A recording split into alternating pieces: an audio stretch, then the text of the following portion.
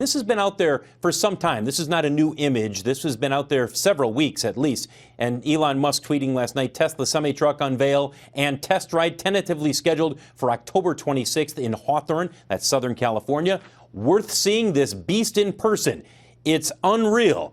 It brings up the question, just how big is the semi-truck market in the United States? Yes, there's about 2.7 million semis out on the road in the United States, but annual sales are relatively small compared to commercial or to retail cars you and I would drive. 166,000 sold in 2016. The price range depends if it's got a sleeper cab or not, but it's somewhere between 95,000 and 125,000. That's the list price there. Cummins Engine, we should point out, unveiled its own electric semi within the last month. And Cummins Engines, along with the other major players, we're talking about Navistar, Volvo, PACCAR, they're all moving towards electric trucks as well. The question, guys, is whether or not Tesla, because of its background and because of the buzz surrounding the vehicles that they make already, will turn the heads of trucking companies. At this point, that remains to be seen. Clearly, fuel is the biggest expense outside of labor that the trucking companies face. So if there's the chance that they could use an electric truck, and right now you're taking a look at the Cummins one, if there's a chance that they could save money with an electric truck, they certainly would be interested. But remember, this is a relatively small market compared to the vehicles that you and I buy and the general public buys. All right, Phil, stay there. Let's talk about this. The question being, can Tesla be competitive in this growing electric trucking space? Joining us, CNBC contributor, former GM Vice Chair, Mr. Carr himself, Bob Lutz. Welcome back, Bob. So Hi, we good to be here. We know you're not a fan of Tesla to begin with. You don't think they can make cars profitably, electric cars. What about commercial trucks? Is this a viable idea for them? No, I don't think so. It's just like everything that Tesla promises. It looks good on paper. It sounds good.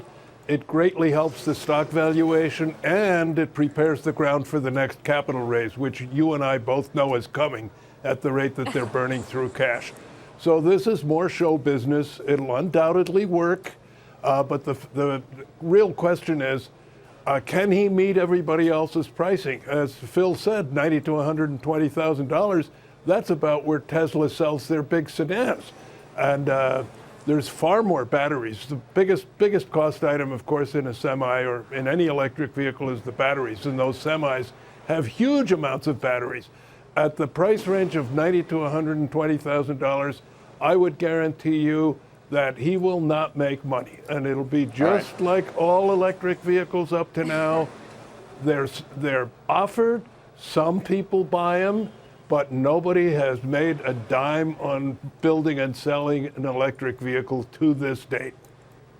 Bob reminds us of when you told us Tesla supporters are like members of a religious cult. Phil, Yep, what's the exactly. bull case? What's the bull case for the feasibility of this? The bull case is let me answer this quick, Bob, and then you'd love to get your thoughts. Yeah. But the bull case, Sarah, is if you are a trucking firm and you have a designated route, wherever it might be, and you know that your trucks are generally going to be making runs on that particular route every single day. If you can bring the cost down because you know that you have the battery power, that you can handle the load, then it makes sense. But the argument against that, and Bob can talk about this, is if you're a long-haul trucker and you're making a run, let's say from, I don't know, Chicago down to New Orleans, do you have the battery power so that the trucks can make it efficiently? Well, where are you going to recharge it? These are all the questions along with the infrastructure that would need to be answered. Yeah, that's a big part of the problem is even cramming the thing full of batteries, you're still going to have limited range. And unlike a truck with diesel fuel, as the diesel fuel burns, the truck gets lighter and lighter, and it gets more and more efficient as it goes. But you drain the electricity out of the battery, you still have those thousands of pounds of lithium ion just sitting there.